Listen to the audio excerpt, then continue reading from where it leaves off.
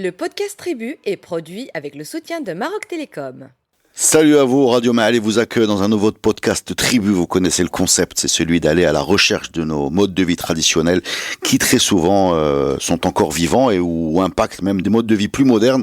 On est avec Abdallah Fili. Salut Abdallah, c'est pas Bonjour, la peine de te présenter. On est très content aujourd'hui d'aborder un sujet qui est celui du moussem de Moulay Abdallah. Moulay Abdallah Amrar, c'est bien ça? Amrar. Exactement. Énorme moussem. Moi j'ai des souvenirs d'enfance là-bas, c'est une mer de tentes sur plusieurs kilomètres. Un rassemblement humain extraordinaire dont on sait finalement peu de choses et nous avons convoqué ta personne pour nous éclairer sur ce qui se passe là-bas. Même si porteur de couleur de Doukkala. Un porteur de couleur de Doukkala, exactement. Ouais. Une cité un peu al-Mohal, je crois, non? Il y a quelque chose d'al-Mohal là-bas aussi. Même avant. Ouais, d'accord, même avant. On voit ce qui se passe, mais on a besoin d'expertise sur la réalité de cette célébration. Alors ça se passe quand déjà? Ce moussem de Moulay Abdallah, s'il te plaît. Alors, je commencerai pas par la chronologie. Non, voilà, tu connais mon... J'impose le... on va dire. Le rythme du match. Voilà.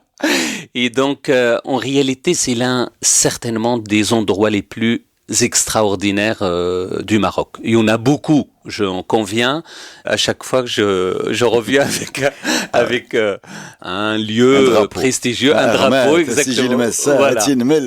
Et donc, Moulay Abdallah, et paradoxalement, c'est celui qui a le moins attiré l'attention. Et ça, c'est vraiment quelque chose qui me touche au plus profond de moi-même, étant, comme je l'ai dit au début, porteur des couleurs de Doukkala.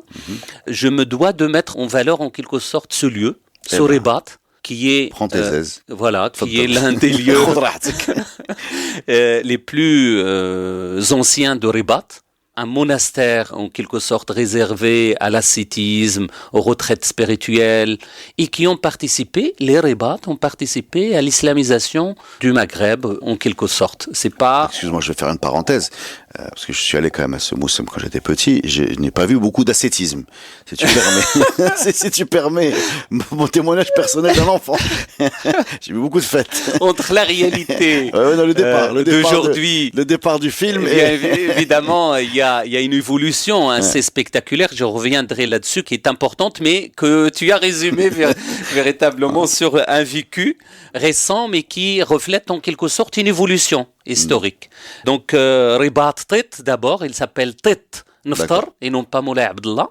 Tit Naftar, Tit étant l'Ain, Tétouan, Tétaouen, etc. C'est la source, Tétmlil, etc. Et donc, en quelque sorte, c'est l'un des plus anciens ribats familiaux de tout le Maroc. C'est le premier ribat d'ailleurs familial qu'on ait au Maroc, parce que généralement, ribat c'est assimilé à un lieu. Par exemple, on en a parlé, ribat Harra, Igiliz, ribat Harra, ou Massa, ribat Massa, ribat Taza, etc., ribat Asila, ribat al-Fath, etc.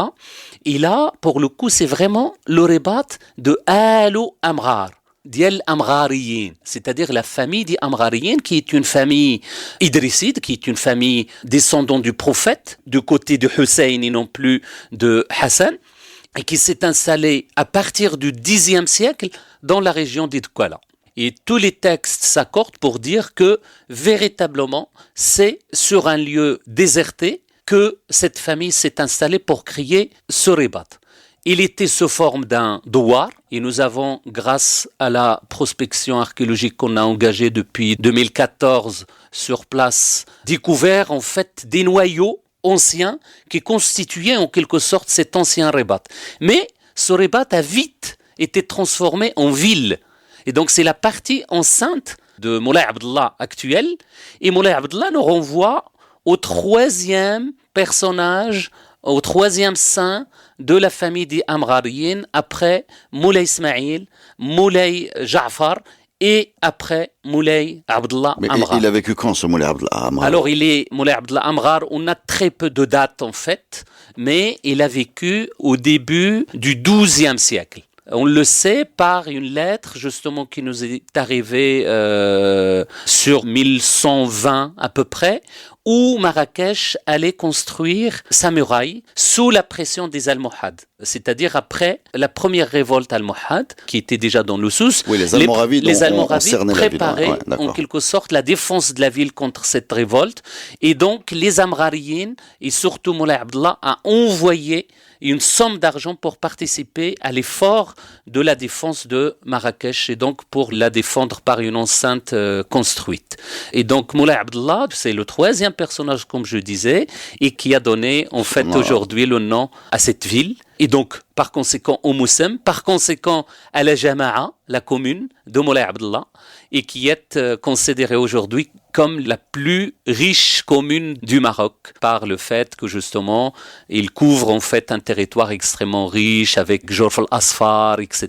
Ouais, le port. Et le port de Jorf al-Asfar, et donc, c'est une commune extrêmement riche, mais paradoxalement, avec le Moussem, de Moulay Abdallah, qui a une aura internationale, mais qui n'est pas reconnu en tant que patrimoine national. Il n'est pas encore classé comme patrimoine immatériel du Maroc. Ok, on a posé la perspective historique de ce lieu. Ce lieu donne lieu à une fête. De quand date cette fête? Depuis combien de temps les gens se retrouvent là-bas? Excellente question. Pour ceux qui ne connaissent pas le lieu d'implantation de Moulay Abdallah, eh bien, il est situé au sud d'Il Jadida, sur la côte atlantique, au sud de Sidi Bouzid. Sidi Bouzid étant le fils de Moulay Abdallah. Bouzid. C'est le fils d'Abdallah. C'est le fils d'Abdallah. Ah bon? Oui. Et donc, à 8 km, 10 km à peu près au sud d'Il Jadida. Et la question de l'ancienneté de Moussem. Il faut savoir que de tout temps, quand on parle, que ce soit dans le monde musulman ou dans le monde chrétien, quand on parle d'un monastère, et même, j'imagine, avant toutes ces périodes, eh bien, quand on parle d'un lieu religieux, eh bien, ce lieu religieux exerce une attraction commerciale et économique, etc., dans cet endroit. Donc, le Moussem lui-même, ou les Moussem autour des Ribats, c'est quelque chose qui est connu de par les textes depuis le haut Moyen-Âge au Maroc. C'est-à-dire, tu veux dire que quand il y a un lieu saint, ça génère une activité économique. Exactement. Mathématiquement, enfin automatiquement. C'est en tout cas ce qu'on a l'impression de voir dans les textes. Par exemple, Asila. Asila, quand on lit le texte d'El-Bekri, 11e siècle, mais qui renvoie à des réalités plus anciennes, au 10e et même avant, eh bien, on a l'impression que le Ribat d'Asila, qui s'est transformé plus tard grâce aux Idrissides en ville, eh bien, c'est un lieu de rassemblement commercial et religieux. Et c'est pareil à Massa. Et j'ai évoqué dans l'un des podcasts, par exemple, que Massa était un centre commercial important où les bateaux vers la Chine partaient à partir de ce lieu, qui est complètement à l'extrémité sud du monde connu à l'époque d'après les textes. Eh bien, il y a une activité commerciale autour de ces lieux de Ribat. Et c'est l'activité la plus importante parce que à chaque fois maintenant qu'on demande aux gens Ribat, ça renvoie pour vous à quoi? Ils disent, ça renvoie à la guerre sainte. Or, ça c'est vraiment secondaire dans ce lieu de retraite spirituelle, de formation religieuse, etc. Et surtout, d'une activité commerciale intense. Et donc, l'ancienneté même de Moussem lui-même autour de Ribat d'Otit, à mon avis, est très ancienne. Il est lié à la structure même et à l'installation même du Ribat dans cette région à partir du Xe siècle. Autour de ce lieu, et bien évidemment, il y aura des rassemblements très beaux, des rassemblements religieux, etc., qui attirent par conséquent des commerçants, etc., comme d'ailleurs aujourd'hui. Deuxième élément, c'est que on ne connaît pas d'après les textes quand est-ce que cette manifestation s'est transformée en rassemblement énorme. À l'exception d'un texte qui s'appelle Unsul Faqir wa Izzu al-Haqir d'Ibn Qunfud. C'est un... ça fait rire, Ah, Ibn Qunfud, oui. Déjà, rimer le faqir, le haqir, c'est la grande classe. Voilà. Mais voilà. Ibn Qunfud al-Constantini, de Constantine, de l'Algérie. C'est un sacré patronyme, ça. Voilà. Et qui s'est installé en juge dans cette tribu des Doukkala. D'accord. Et donc, il nous décrit une manifestation de rassemblement religieux. Quelle période, ça? Ça, c'est au tout début, le premier tiers du XIVe siècle. D'accord. Il est mort, je crois, en 1333. Légèrement avant, tout début du XIVe siècle. Et donc, qui nous décrit un rassemblement religieux légèrement à l'extérieur de Tête Naftar. Est-ce que c'est le même moussem qu'aujourd'hui? Est-ce que c'est autre chose? On n'en sait rien. Mais en tout cas, toujours est-il que nous avons là un témoignage ancien sur l'ancienneté des rassemblements. Comme je l'ai dit, même si je présume que véritablement ces rassemblements sont beaucoup plus anciens que ça et que la structure même de Ribat et l'institution même de Ribat donnait naissance à ce genre de rassemblement.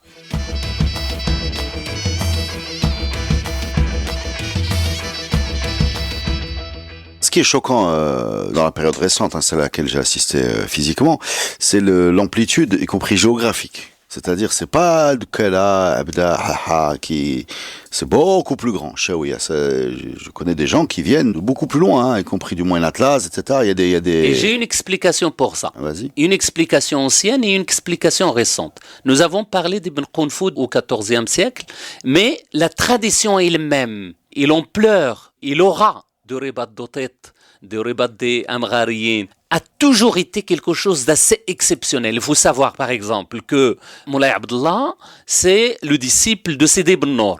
Et c'est les disciples d'un gars d'Armat qui s'appelle Abdeljalil ibn Wayhlan. Et c'est le compagnon de Moulay Bouch'ib, d'Azmour. Et Moulay Bouch'ib, c'est le maître de Sidi Bou'azza, Moulay Bou'azza, Abi Ya'za. C'est incroyable cette dynastie de fuqaha. Voilà, c'est-à-dire Ben Nour هو اللي قرا عبد الله voilà. هو اللي ولد بوزيد. Ça donne quand même trois villes. C'est ça. Ça donne trois villes là. C'est ça. Ouais. Exactement. C'est véritablement des séries de transmissions de savoir qui sont extraordinaires. Et le dénominateur commun, c'est bien évidemment Dukala, Armat, Sidi Bouzid, Azmour, et puis après Abi Ya'za dans la région de Moulay Bou'azza actuelle, etc., etc. Et surtout, le frère du fondateur de Ribat des Amghariyin, c'est Abu Zakaria qui s'est installé à Haha. Donc, tu imagines? Donc, tous ces gens-là traînent avec eux leur entourage. Exactement. C'est-à-dire, quand ils se retrouvent, ils ont disséminé, en fait. Ils ont disséminé. Mieux encore, cette dissémination aura un impact beaucoup plus fort à partir du moment, en fait, où les Portugais vont conquérir la région. Les Portugais vont conquérir la région au tout début du XVe siècle. Qu'est-ce qu'ils vont faire, les Ouattacides? Eh bien, ils vont détruire Tête. Ils vont détruire Tête en signe de résistance contre les Portugais. Se sabordent, quoi. En quelque sorte, comme vous allez profiter de Tête comme un lieu qui a une sacralité, qui a une défense assez importante, etc., eh bien, on va saccager tout ça, on va détruire nous-mêmes tout ça, et on va partir ailleurs. Ils vont installer les Amghariyin un peu partout. Ils vont les installer à Fès essentiellement, mais d'autres Amghariyin vont partir dans la région de Marrakech, dans le Haouz, par exemple, Tamslouht, c'est des Amghariyin. Ils vont partir conquérir tout le sud, pratiquement jusqu'à Massa, jusqu'au Sahara, etc., la région de Meknès, etc. Là où il y a un Amghari, eh bien, il y a le souvenir de Moulay Abdullah. Donc, tu imagines... Donc, en fait, ils ont disséminé, physiquement, ils sont disséminés partout, une sorte d'exode, quoi. Oui, exactement. Ce qui fait que le pèlerinage à la récupération au départ des Portugais va impliquer toutes les régions du Maroc. Exactement. Voilà. Le retour aux sources. Donc, à cette période portugaise, après une histoire médiévale extraordinaire, parce qu'il faut le dire, pourquoi j'ai dit que c'est extraordinaire? Tout simplement parce que, on va dire, le décor et la parure architecturale de Moulay Abdullah maintenant est absolument incroyable. Vous avez là 2 minarets à l'image de Hassan, de Koutoubia, de Khiralda dans un même lieu. Ça n'existe nulle part ailleurs. 2 minarets, il y a 2 mosquées donc. Il y a 2 mosquées, mais avec 2 minarets qui sont identiques à Koutoubia. Parce que quand on parle, donc c'est Al-Mohad en fait. C'est Al-Mohad. Mais on n'en parle jamais de ces... C'est ça le problème. Le seul article qui a été fait autour de ça date de 1923 par Terrassé et Basset. Depuis cette date, il n'y a plus rien. Tous ceux qui ont étudié ce Ribat, avec toute cette parure architecturale extraordinaire, eh bien, ils reprennent en fait les dires et même parfois les bêtises de Basset et Terrasse qui ont passé en réalité 2 jours, voire 1 journée sur place. Mais on a repris les études sur ça et on a avancé depuis, il y a des articles pour ceux qui lisent, il y a des articles maintenant sur Internet autour de ça. Ça change notre connaissance en fait de ce site Et donc, par la même occasion, nous avons profité de ça pour étudier justement le moussem lui-même, quelles sont les traces qu'il a laissées sur place, etc., etc. Pour répondre à ta question sur la période, quand est-ce qu'on célébrait? On célébrait le moussem. Eh bien, aujourd'hui, c'est l'été. Ouais. Mais avant, d'après Ibn Qunfud, Unsul Faqir wa Izzul Haqir, eh bien, c'était au Mouloud. Et tous les moussem, en réalité, se célébraient à l'occasion de la célébration du Maoulid. Et nous sommes pleinement à la période mérinide, où le Maoulid a pris une ampleur extraordinaire. Bon ben, rendons gloire à ce Ibn Qunfud déjà de nous avoir donné toutes ces informations.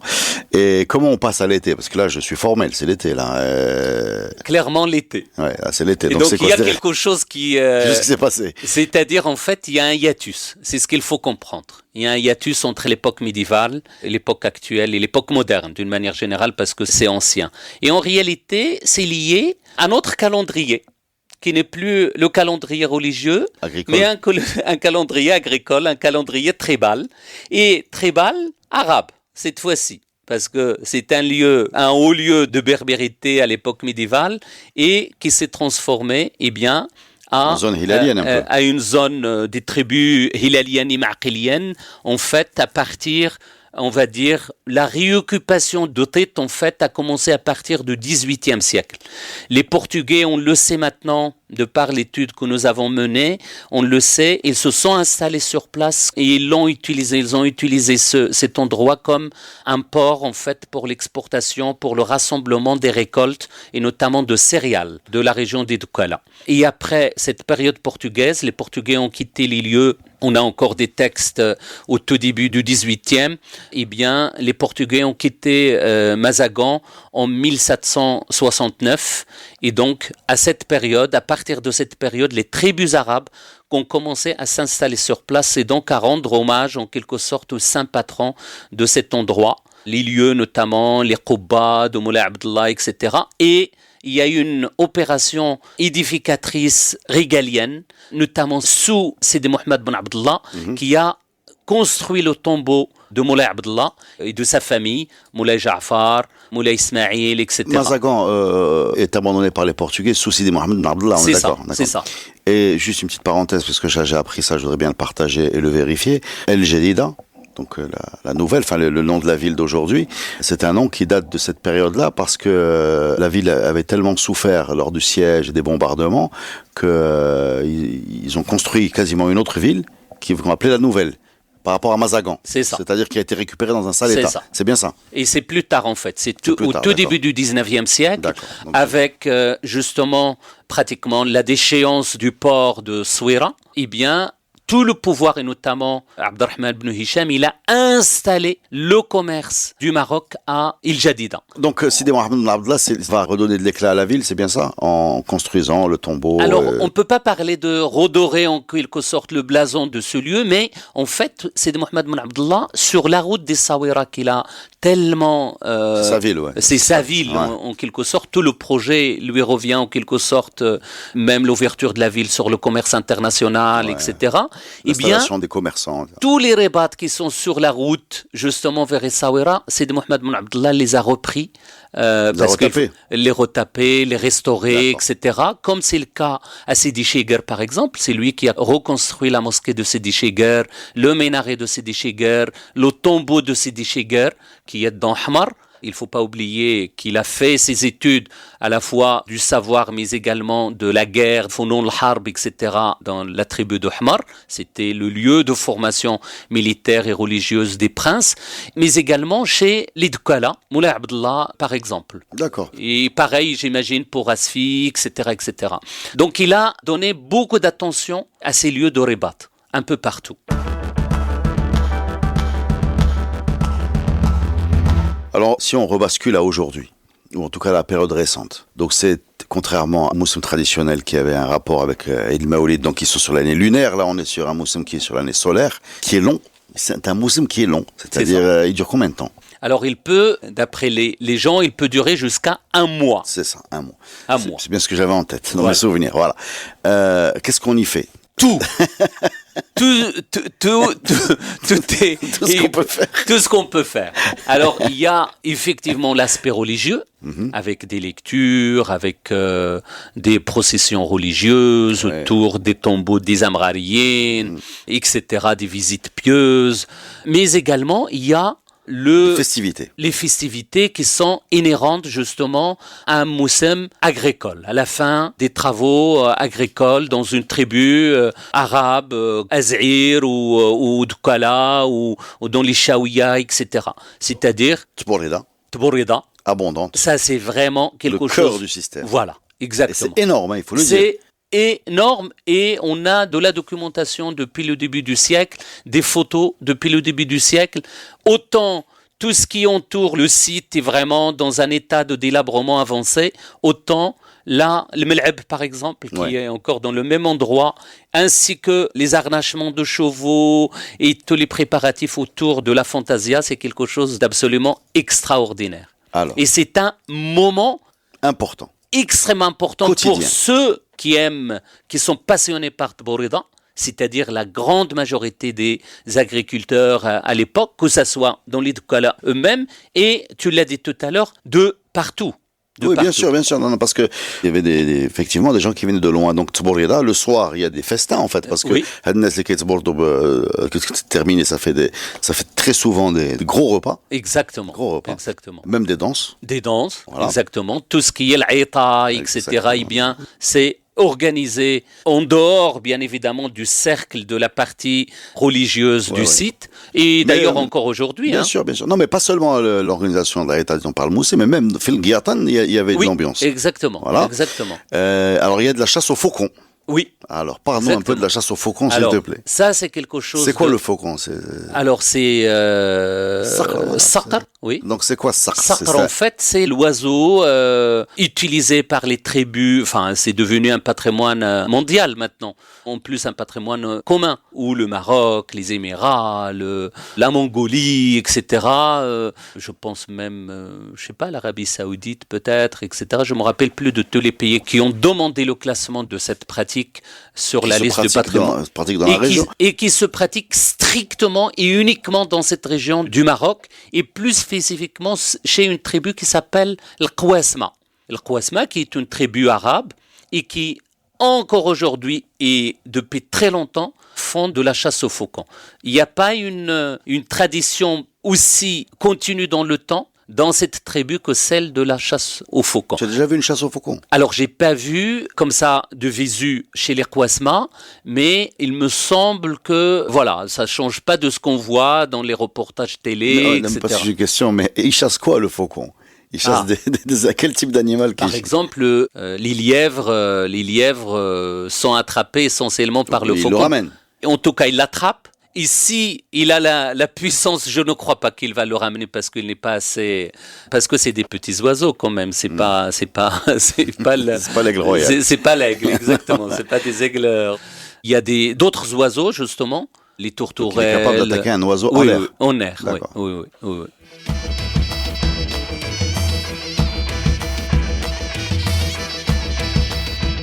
Donc ces gens-là viennent, c'est quoi? C'est des démonstrations? C'est des démonstrations essentiellement, oui. C'est des démonstrations. Il y a énormément aussi d'acrobates, par exemple, ou Sidi Ahmadou Moussa, il y a le Hlaiqiya, tout ce qui fait le Fraja. Et ça, c'est un sujet qui est important à présenter dans les podcasts tribus. Tout ce qui constitue le Fraja à l'époque subcontemporaine, eh bien, c'est quelque chose qui était présent sur place. On a parlé de l'Aïta, on a parlé de l'Hlaiqiya, on a parlé d'Oulad Sidi Ahmadou Moussa, on a parlé, etc., etc. C'est le divertissement traditionnel. Voilà, exactement. Et donc, ceux qui veulent faire des veillées religieuses, et ça, c'est vraiment intéressant à mettre en valeur, eh bien, ils ont leur ribat, la grande mosquée de Moulay Abdallah, etc. Et les tombeaux, les différents tombeaux avec leur enceinte et tout ça, ils peuvent véritablement faire leur retraite, leur visite pieuse, etc. Et leur veillée religieuse. Mais ceux qui veulent se distraire, voilà, c'est un mi-chemin entre... C'est les deux, c'est la dualité de l'homme. C'est le Exactement. génie, notre génie de savoir faire cohabiter tout ça. Parce qu'il n'y a pas de raison. Voilà. Exactement. Et je peux vous garantir que les soirées étaient joyeuses. Très animées. Alors il y a également le 20e, c'est dans la période plus récente, l'intégration d'amusements plus modernes. Il y a des manèges, il y a des autotamponneuses, du cirque, voilà. Donc en fait c'est énorme, et vous allez trouver là-bas des amusements traditionnels, des amusements moins traditionnels, des activités religieuses, des activités profanes, des activités sportives. Est-ce que c'est le plus grand moussem du Maroc? C'est ça ma question. C'est certainement le plus grand moussem du Maroc. Et en plus, vu la période, etc., c'est l'été, avec l'affluence qu'on connaît de tout temps Jdida à cette période. Finalement, c'est la plage de Marrakech et des villes d'intérieur. Et donc, c'est certainement le plus grand. Il faut le fructifier maintenant. Il faut le classer d'abord patrimoine immatériel national. Et surtout, lui donner un contenu qui soit pas trop, qui le défigure pas. Un contenu, je sais pas comment on pourrait, avec un véritable programme, tu me diras. Mais on trouve un programme aujourd'hui quand on s'intéresse aux festivités. Ils affichent des chiffres, je crois que je suis tombé sur le site officiel, des chiffres extraordinaires de 1 million de visiteurs, 15 000, ou je sais pas combien de cavaliers. Enfin, des chiffres, je vais pas le dire, pour pas dire des bêtises, mais c'est des chiffres assez extraordinaires qui traduisent l'importance, l'impact de cet événement, y compris économique, parce que on sent que les gens sont là pour s'amuser. Les enfants mangent des barbes à papa, les parents. Enfin, il y a un côté vraiment joyeux dans cette affaire-là. Festif, et c'est très important de garder ça. Et je pense qu'il y a moyen de gérer ça un peu plus convenablement, avec des supports, avec une connaissance, on va dire, avec une connaissance et un contenu. C'est ça aussi. Il faut pas le laisser partir dans tous les sens, lui réserver uniquement sa partie commerciale ou mercantile.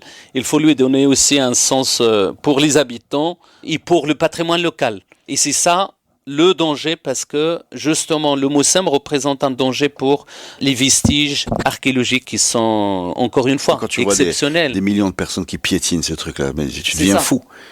C'est une catastrophe, et je peux te dire que malheureusement même la commune ne s'intéresse pas à ce genre de truc. Et on a tout essayé pour les contacter, pour les sensibiliser. On leur a envoyé les articles Mais toi, tu lui dis, je vais chercher l'épée de Abdelmoumen sous le manège, qui paye une taxe. Encore une fois, c'est la perception que les décideurs actuels, en fait, ont de l'archéologie. L'archéologie, il vise à étudier, à restaurer, à garder une image du passé, mais à avoir les renseignements sur ce passé qu'on ne connaît pas malheureusement. Et pourtant, on est à 2 pas de Casa, on est à 2 pas de Jdida. Et on est dans un milieu porteur économiquement, avec les installations, avec les entreprises qui s'installent dans le Jorf. Je veux dire que c'est facile de mettre en valeur le patrimoine local. C'est un atout en dehors de l'économique, de Moussem, que peut représenter le Moussem et que peut représenter le Jorf. Eh bien, c'est un atout fondamental pour vraiment donner du sens à ce Moussem et donner les moyens de développement supplémentaires pour... c'est une zone rurale, c'est une zone extrêmement pauvre, les habitants qui habitent l'Oribat. Et c'est ça le paradoxe entre une valeur patrimoniale extrêmement intéressante, mais en même temps la paupérisation, le niveau de paupérisation dans lequel les habitants vivent. Et donc, il faut chercher un équilibre. C'est par ce biais-là, par le biais du patrimoine, par le biais du Moussem, qu'on peut faire le lien entre les deux, rehausser un peu le niveau économique et développement de ces populations, mais en même temps protéger et mettre en valeur le patrimoine. Et c'est le dilemme de tous les temps. Merci beaucoup Abdallah pour cette balade dans un endroit que je vous conseille d'aller visiter si vous en avez l'occasion. Ça se passe sur la côte atlantique, au sud d'El Jadida, après Sidi Bouzid, avant Walidia. Et ça vaut le déplacement. Merci beaucoup. Merci.